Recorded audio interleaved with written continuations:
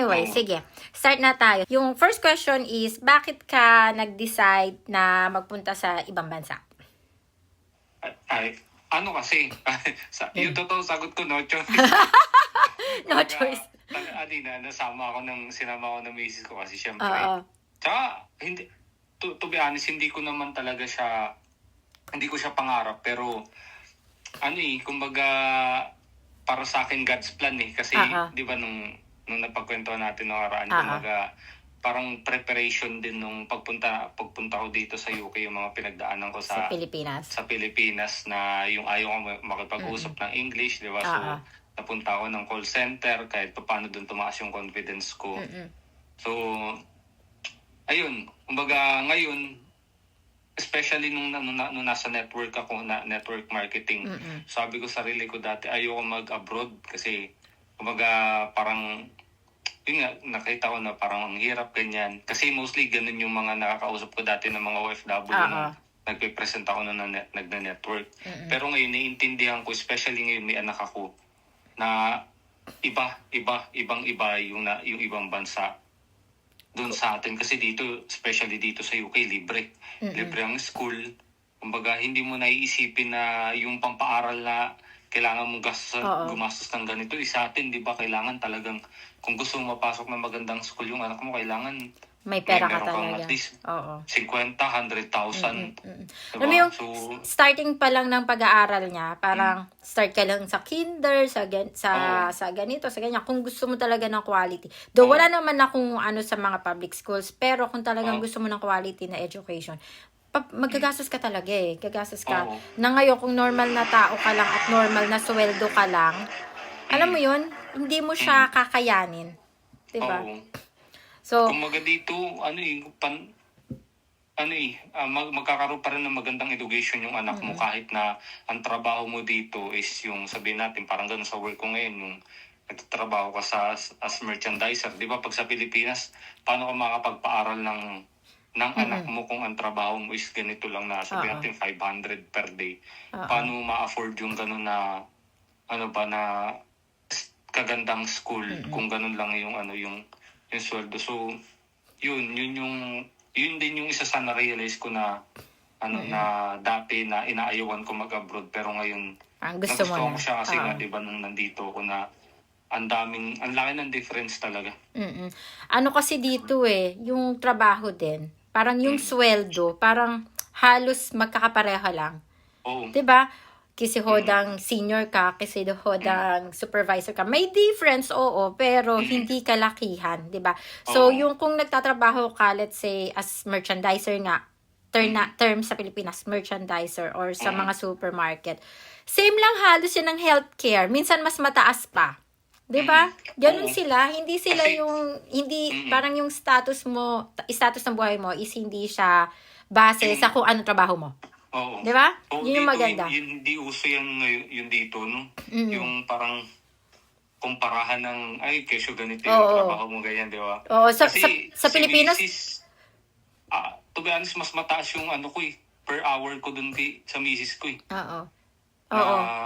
Nabayad eh. Nung carer ako, sabi ko nga kay TJ, bakit ganun ang haba ng tinrabaho ko? 12 hours ako nagtrabaho, pero parehas lang tayo ng sweldo. Sabi niya. Tapos siya, parang 3 days lang halos siya nagtatrabaho. Sabi ko, ba't ganun? Sabi niya, oh well. Yun lang sagot ni TJ, oh well. Sa Pilipinas kasi, let's say magtrabaho ka, hindi naman sa nila lahat natin, di ba? Pero yung mga nasa opisina ng manager, ganito. Tapos kung ikaw, nagtatrabaho ka as janitor ka lang, parang, ay ma'am, hello po. Ganun ka na parang iaangat mo na dito. Nasa grocery ka, tapos makita mo na ang ganda ng suot ng bihis nung tao. Parang same lang kayo ng level eh. Parang ganun. So, hindi mo makita na may superior sa inyong dalawa. Diba? Ganun. So, feeling ko isa sa mga struggle ng Pinoy din yun na ina-adjust nila. Kasi nasanay sila sa Pilipinas na kapag eto makita nila lawyer to o kaya doktor to, parang ganito sila. Diba? Parang ganyan sila, diba? Dito hindi eh. Diba? Dito hindi eh. Hindi mo nga makita kung sino dito yung mayaman eh, diba? Hindi mo alam kung sino dito ang mayaman at maraming pera. Diba? Parang Oo. pantay-pantay lang yung tao. Yun yung maganda. Mm. Okay. Anyway, ano yung mga naging struggles mo? Kasi sabi mo, 'di ba? Ikaw yung tao na parang hindi mo naman talaga ginol na mag-ibang bansa. Parang naging satisfied ka na sa Pilipinas eh, 'di ba? Oo. So anong naging struggle mo nung nag-start ka dito sa UK? Yung ano talaga, yung work at saka yung pag-alaga ng bata. Mm. Kasi nung nasa Pilipinas ako, naiiwan ko yung si Kenzo, naiiwan namin doon sa lola niya. Oo. Tapos kami nung misis ko, pareho kami nagtatrabaho. Siyempre, alam naman natin sa Pilipinas, pag sinabing trabaho, 5 days talaga yan. 5 days, tsaka 8 hours a day.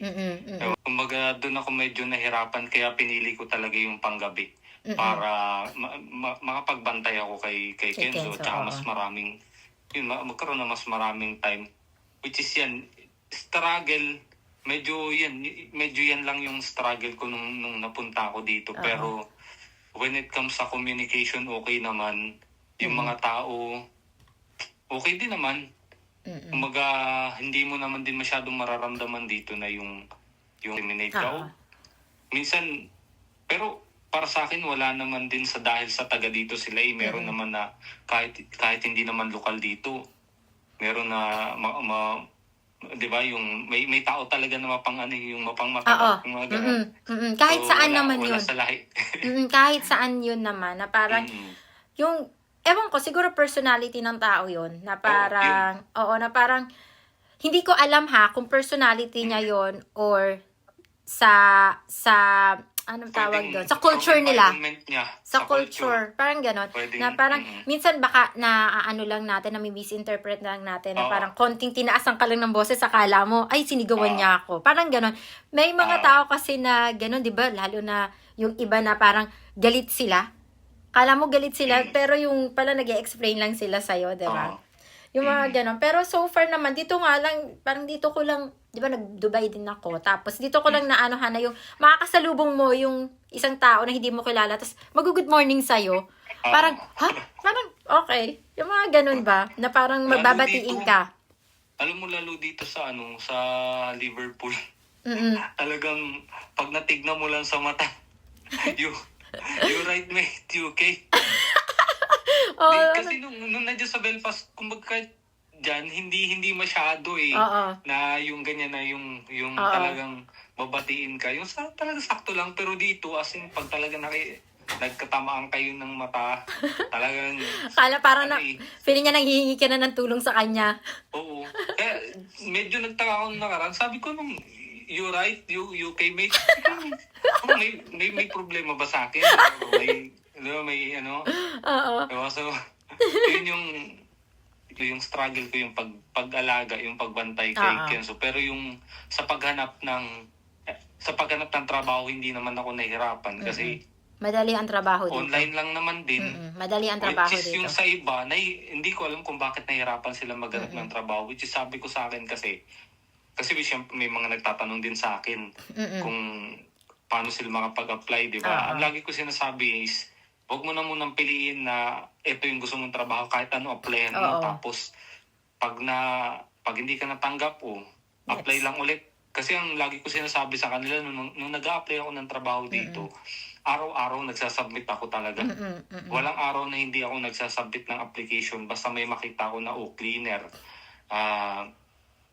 warehouse, carer, lahat in-applyan ko. Sabi ko kung alin yung mauna dyan, yan yung papatusin ko basta magtatrabaho lang ako. So, ganun, tiyaga talaga, tiyagaan. Pero sa totoo lang, madaling maghanap ng trabaho dito kasi madali siyang mag-apply. Wala kang written exams, yung interview mo is very basic, yung mga ganon, di ba? Tayo pa namang Pilipino, kahit hindi tayo ganon ka-fluent mag-English, kaya natin makipag-converse. Pero yun nga, kung mamimili ka ng trabaho, mahirapan ka kasi like, kunwari, kung katulad namin, hindi ka makakapag-nurse kung hindi ka mag-take ng exams, di ba? So, anong stepping stone mo? Mag-career ka. Tapos, take mo yung exam, saka ka pwedeng maging nurse. Parang ganon. Pero kung gusto mo, pumunta ka dito, nurse ka agad, hindi pwede yun, di ba?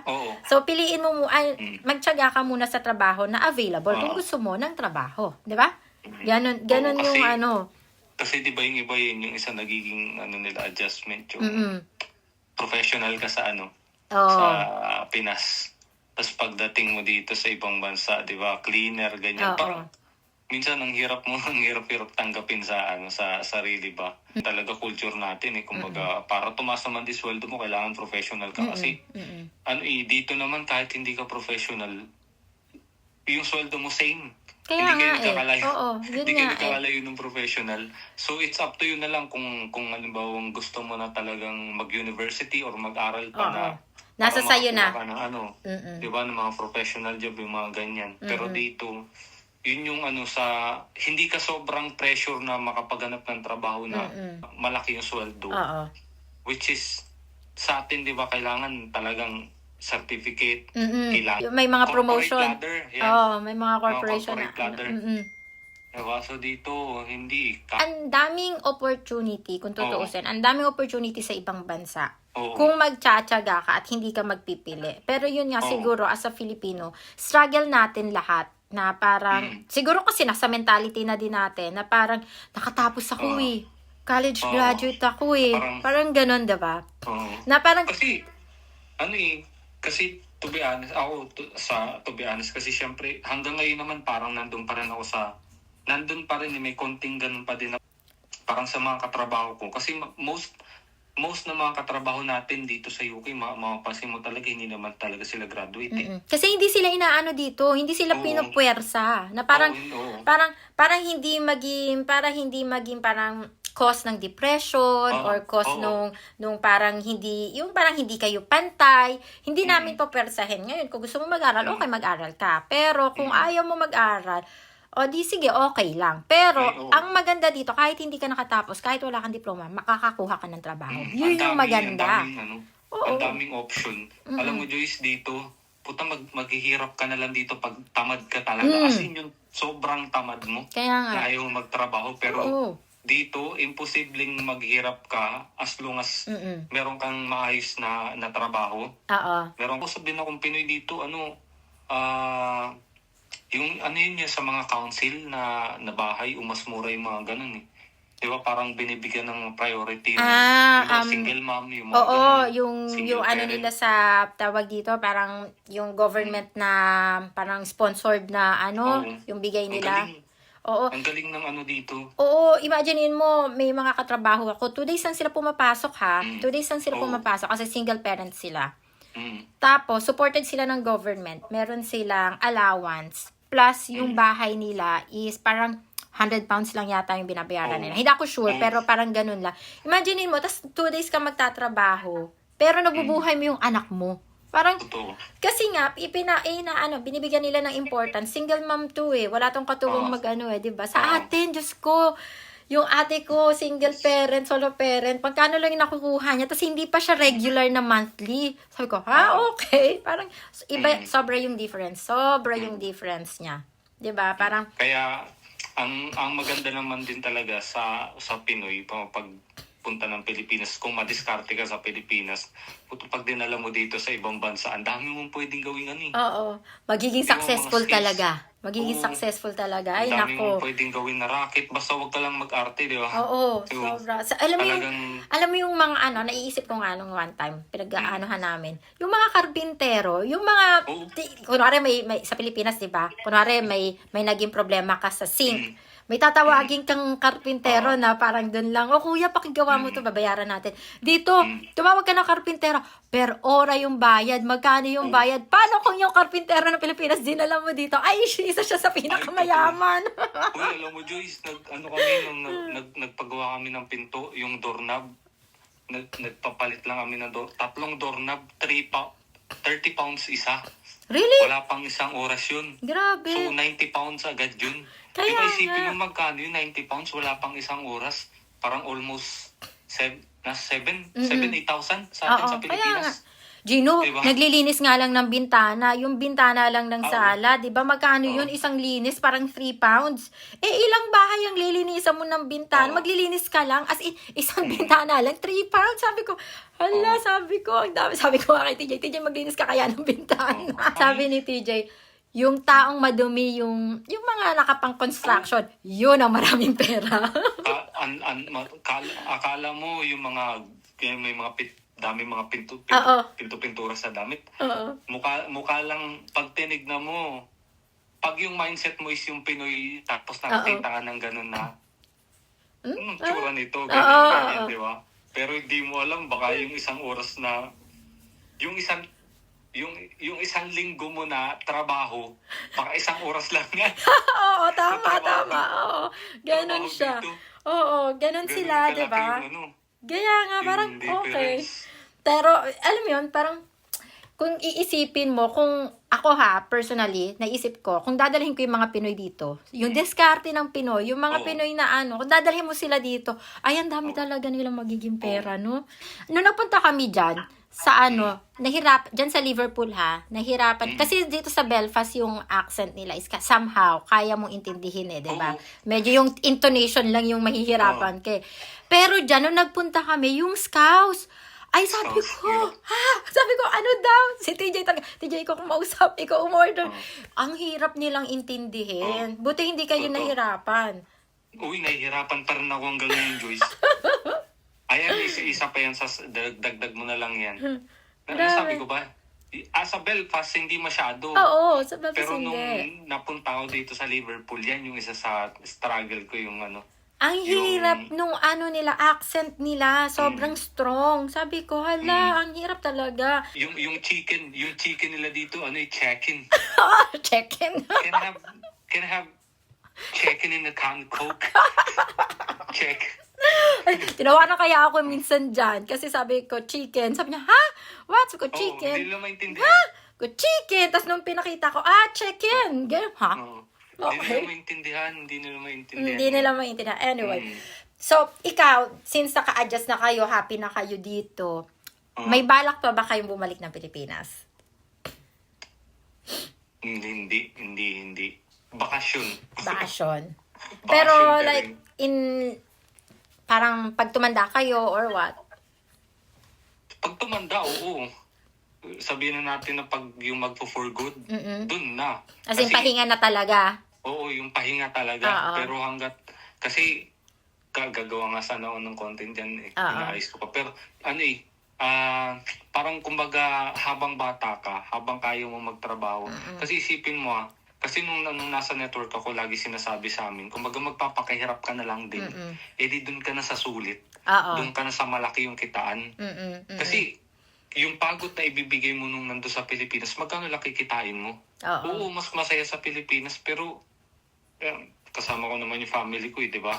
Pero kumbaga dadating yung time na masasanay ka rin naman dito sa culture dito So kumbaga iba yung siguro kung mas masaya sa Pilipinas, dadating din yung time na mahahanap mo rin naman kung paano ka magiging masaya dito sa ibang bansa. Kasi kung ayaw mo naman din, sabihin natin, kung ayaw mo yung trabaho mo, hindi ka masaya sa trabaho mo, di hanap pa ng ibang trabaho, which is yung magiging happy ka.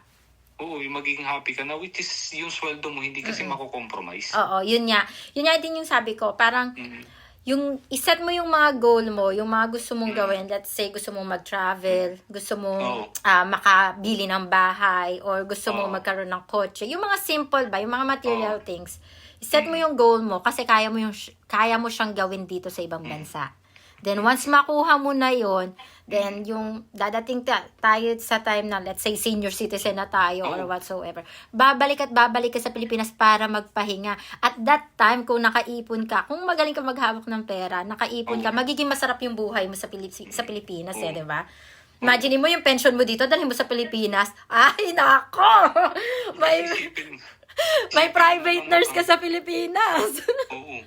Diba? Diretso yung pension mo. Oo, diba? Nga ni TJ, disiplina lang yan. Disiplina kung paano mo i-handle yung pera mo. Kasi kung yung pera mo, na-receive mo, yung sweldo mo, na-receive mo, tapos ang nakalaan sa'yo is, bibili ako nito, pupunta ako sa ganito, kakain ako sa ganito, wala. Happy-happy ka lang, parang ganyan, diba? Yun yung sabi niya. Saka ka mag-happy-happy kapag yung mga importanteng bagay nakuha mo na. Yun yung Oo. sabi ni TJ. Ang last question ko, di mo, ang dami natin na pag-usapan. Dami natin pagkwentuhan. Naging happy ka ba sa decision nyo? Naging, Oo. kasi di ba, no choice ka, tapos dinala ka lang, para kasi, si Karaket, dinala Oo, siya ng si- misis niya dito sa UK. Oo, So, parang ikaw ganun ka din. Mm. Naging, hindi mo ba pinagsisihan yung nasumama ka at nagsabi ka sa misis mo, okay, sige, tara sa UK, parang ganun. Naging happy ka ba sa decision mo?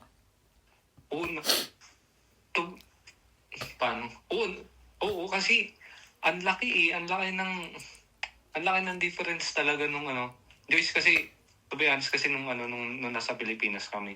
Masaya akong napunta kami dito sa UK. Although mas masaya talaga sa Pilipinas, pero iba yung saya sa Pilipinas, iba kasi yung saya din dito. Oo. So, kasi nung nasa Pilipinas kami, di ba, pareho kami nagtatrabaho ni misis. Kumbaga, as in talaga wala kaming time na, although kahit nagtatrabaho kami pareho, na naiiwan namin minsan yung anak namin doon sa lolo-lola niya.